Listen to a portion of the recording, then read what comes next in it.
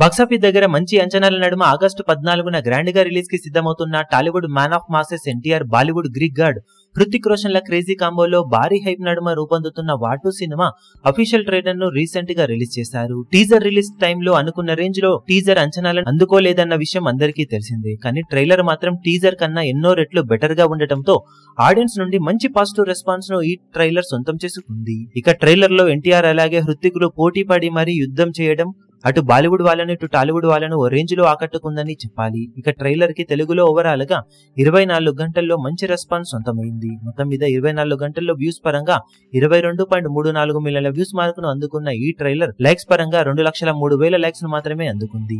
Views పరంగా టాలీవుడ్ తరపున all time top 8 place ను అందుకోగా లైక్స్ పరంగా మాత్రం ఎలాంటి రికార్డులను ఈ ట్రైలర్ సొంతం చేసుకోలేకపోయింది. ఇక హిందీ వర్షన్ మొత్తం మీద 24 గంటల్లో 25 మిలియన్లకు పైగా వ్యూస్ ను అందుకోగా 4,80,000కు పైగా లైక్స్ ను ఓవరాల్ గా 24 గంటల్లో సాధించింది. మొత్తం మీద డబ్ మూవీస్ పరంగా ట్రైలర్ సంచలన వ్యూవర్షిప్ ను తెలుగులో సొంతం చేసుకున్నప్పటికీ ఓవరాల్ గా అప్పట్లో వచ్చిన వార్ ట్రైలర్ సోషల్ మీడియాలో ఓ రేంజ్ లో రచ్చ చేసి హ్యూమంగస్ వ్యూస్ అండ్ లైక్స్ ను అందుకున్నాయి.